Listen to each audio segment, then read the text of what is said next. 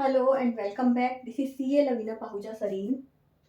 तो हमारा डिस्कशन चल रहा था लास्ट वीडियो में बैंक रिकंसिलिएशन स्टेटमेंट पे। हम आगे उसको फर्दर डिस्कस करेंगे। हमने अभी तक डिस्कस किया था कि bank bank balance as per books and bank balance as per bank statement कुछ डिफरेंसेस आते हैं, है ना। उन डिफरेंसेस के रीजंस हमने डिस्कस किए थे लास्ट दो वीडियोस में। तो उन डिफरेंसेस के मेन रीजन में नॉर्मल रीजन डिफरेंस डिस्कस किए थे। लाइक बैंक हमें चेक रिसीव हुआ लास्टिंग डेज में, जैसे 31 मार्च का बैलेंस हमने लिया, balance as per books and balance as per bank statement हम मैच कर रहे हैं। 31 मार्च का हमने बैलेंस लिया, उसमें क्या हुआ 28 मार्च को हमारे पास चेक रिसीव हुआ बट वो क्लियर हुआ आफ्टर 31 मार्च अप्रैल में, तो उसकी वजह से डिफरेंसेस आ जाएंगे। चेक इशू था, उसके अलावा दूसरा केस फिर था bank charges and bank interest, वो हमारी लास्ट वीडियोस में बात हो गई है। उनके बारे में हमने एक क्वेश्चन भी सोल्व किया था। तब हमने कहा था कि हम एक आगे और क्वेश्चन सोल्व करेंगे जिसमें हम उन नॉर्मल पॉइंट्स के अलावा अदर पॉइंट्स डिस्कस करेंगे, लाइक कोई मिस्टेक हो गई या और कोई रीजंस हो गए जिनकी वजह से डिफरेंसेस आए bank statement as per bank statement and bank balance as per books में, दोनों में डिफरेंसेस आए। ठीक है। फर्स्ट थिंग, अगर अगर सीए फाउंडेशन वाले बच्चे देख रहे हैं तो उनको पता होगा सब कुछ कि कैश फ्लो स्टेटमेंट क्या होता है, कैश बुक क्या होता है। और क्लास 11th वाले बच्चे देख रहे हैं तो हो सकता है उनका कैश बुक वाला टॉपिक हो चुका है, तो आपको पता होगा कि बैंक बैलेंस कैश बुक में कैलकुलेट किया जाता है ना। अगर नहीं पता तो मैं आपको थोड़ा सा एक्सप्लेनेशन दे देती हूँ कि बैंक बैलेंस और कैश बैलेंस के लिए एक कैश बुक बनाई जाती है जिसमें ओपनिंग लिया जाता है, जो रिसीव हुआ बैंक में भी कैश में भी सब कुछ ऐड किया जाता है, पेमेंट वाला लेस किया जाता है और बैलेंस निकाल दिया जाता है। तो इसमें हमारा आएगा first point, bank balance as per cash book as on 31 जनवरी। तो कैश बुक में हमारा बैंक बैलेंस 31 जनवरी को आ रहा है 2,10,000। अब ये कुछ पॉइंट्स हैं जिनकी वजह से हमारे डिफरेंसेस आए। ठीक है। फर्स्ट डिफरेंस है हमारा, on 15th January payment side of cash book was overcast bye 20,000। Overcast का मतलब क्या है, ज्यादा आ गई, है ना। ओवरकास्ट द थोड़ा एक्सीडेड अमाउंट हमारा लेस हो गया, इसका मतलब पेमेंट साइड पे है तो ऑब्वियसली लेस हो गया, है ना। कैश बैलेंस जब हम निकालेंगे तो पेमेंट्स को लेस किया जाएगा। अब पेमेंट साइड अगर 20,000 से ज्यादा आ रही है, इसका मतलब बैंक बैलेंस 20,000 से कम आ रहा है क्योंकि पेमेंट ज्यादा लेस हो गई। अब हमने क्या डिस्कस किया था, अगर हमने bank balance as per books लेना है और उसको मैच करना है bank balance as per bank statement में। लास्ट वीडियो में हमने ये डिस्कस किया था कि bank balance as per books को अगर हमने bank balance as per bank statement से मैच करना है तो वो सब कुछ करना होगा जो बैंक स्टेटमेंट में हुआ है ना। तो पहले तो देखो bank balance as per books कितना है, 2,10,000। अब हमें सिर्फ ये चीज ध्यान में रखते हुए कि बैंक स्टेटमेंट में क्या क्या हुआ है वो हमें करना है ना। और जो बैंक स्टेटमेंट में नहीं हुआ है उसको हमने रिवर्स करना है। हमारे यहाँ हो गया और बैंक स्टेटमेंट में नहीं हुआ है तो उसको हमने रिवर्स करना है। तो फर्स्ट पॉइंट है, payment side of cash book was overcast. Overcast हो गई 20,000 से, 20,000 ज्यादा अमाउंट पेमेंट साइड में आ गया। इट मीन्स बैलेंस जो है हमारा वो 20,000 से कम आ रहा होगा, पर बैंक स्टेटमेंट में तो वो ओवरकास्ट नहीं हुआ होगा, बैंक स्टेटमेंट में तो ठीक आ रहा होगा। जो बैंक स्टेटमेंट में है वो हमें करना है। अब 20,000 ज्यादा लेस हो गए तो 20,000 को आप ऐड कर दो, पेमेंट साइड ओवरकास्ट ऐड कर दो 20,000। नेक्स्ट हमारा आएगा, a cheque for ₹40,000 issued on 8th Jan was not taken in bank column, है ना। हमने जो पहले डिस्कस किया था वो क्या डिस्कस किया था कि चेक इशू हुआ लास्टिंग डेज में बट क्लियर लेट हो रहा है ना, that was a normal situation. ये क्या है, ओमिशन का केस। लाइक चेक इशू तो हुआ बट रिकॉर्ड करना भूल गए। अब बैंक स्टेटमेंट में तो वो चला गया होगा, क्लियर हो गया होगा, मतलब बैंक में तो लेस हो गया।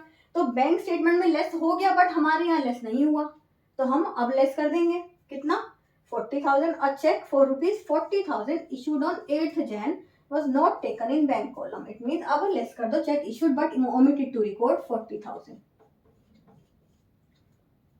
नेक्स्ट हमारा आता है, on 15th January the debit balance of 9350, this is important one, debit balance of 9350, है ना।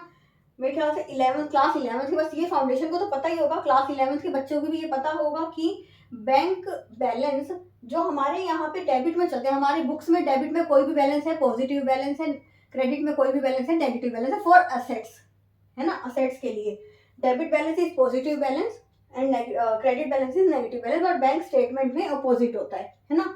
तो फिलहाल हम बात किसकी कर रहे हैं, बुक्स की। बुक्स में कह रहे हैं वो 15 जनवरी को डेबिट बैलेंस ऑफ 9350, इसका मतलब positive balance of 9350 as on previous day पे was brought forward. Next day पे हम जब लाएंगे तो credit balance in cash book, तो हमने उसको क्रेडिट बैलेंस ले लिया है ना, मतलब नेगेटिव बैलेंस ले लिया। देखो क्या होता होगा जब कैश बुक बनाई जाती है तो एवरी डे पे हम क्या करते हैं, ओपनिंग बैलेंस लेते हैं, जो जो रिसीव हुआ ऐड करते हैं, जो जो पेमेंट हुई लेस करते हैं, हमारा क्लोजिंग बैलेंस निकाल लेते हैं। अब जो कैरिड फॉरवर्ड होता है जो नेक्स्ट डे पे ब्रॉड फॉरवर्ड आ जाएगा। Closing balance will be opening balance for the next day. जब नेक्स्ट डे के लिए वो ओपनिंग बैलेंस गया तो हमने क्या किया, closing balance was positive 9350, but when we brought forward to next day है ना, तो हमने क्या कर दिया, उसको credit balance mean negative balance ले लिया 9350। तो अब हमें क्या करना है, दोनों के इफेक्ट को खत्म करना है। लाइक 9350 जो ऐड होना चाहिए था वो नहीं हुआ, उस 9350 को ऐड कर दो, कर दिया। दूसरा क्रेडिट बैलेंस ले लिया हमने, है ना, लेना चाहिए था डेबिट, ले लिया क्रेडिट। एक तो डेबिट नहीं लिया इस वजह से ऐड कर दो, दूसरा क्रेडिट ले लिया मतलब लेस कर दिया, लेस नहीं होना चाहिए था, और तो उसको रिवर्स करके ऐड कर दो। इसका मतलब 2 बार 9350 आएगा, तो 9350 को इनर कॉलम में हम 2 बार ऐड करके आउटर कॉलम में हम पूरा अमाउंट लिख देंगे, दैट इज 18,700। ठीक है, समझ आया ना कि एक उसमें एक तो क्या हुआ, पॉजिटिव बैलेंस को हमने ऐड नहीं किया, अब ऐड कर दो। दूसरा जो बैलेंस नेगेटिव नहीं था, लेस नहीं करना था, हमने उसको लेस कर दिया, तो उसको भी रिवर्स करो, ऐड कर दो, तो 2 बार ऐड हो जाएगा, है ना। तो 18,700 को हम ऐड कर देंगे। अब हमारा लास्ट पॉइंट आता है, a customer who received a cash discount of 5% on his account of ₹1 lakh paid a cheque on 20th January. 1 lakh का अमाउंट था, paid a cheque on 20th January. The cashier erroneously enter the gross amount in cash book. Cheque कितने का receive हुआ, 1 lakh minus 5% is 5,000। Check कितने का receive हुआ, 95,000 का, but cashier ने क्या किया, 1 लाख डाल दिए, डालने कितने चाहिए थे, 95,000, है ना।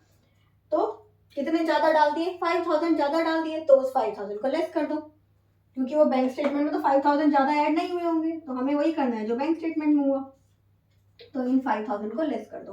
तो हमारा क्या निकल जाएगा, bank balance as per bank statement.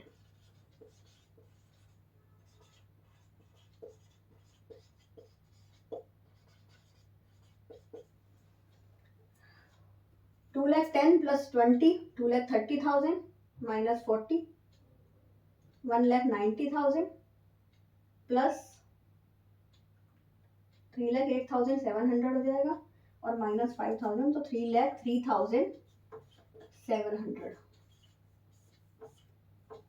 ठीक है, अब आपको इस वाले क्वेश्चन में, इन वाले पॉइंट्स में अगर कोई भी प्रॉब्लम हो तो आप मुझे कमेंट में मेंशन कीजिए, मैं उसको क्लियर कर दूंगी।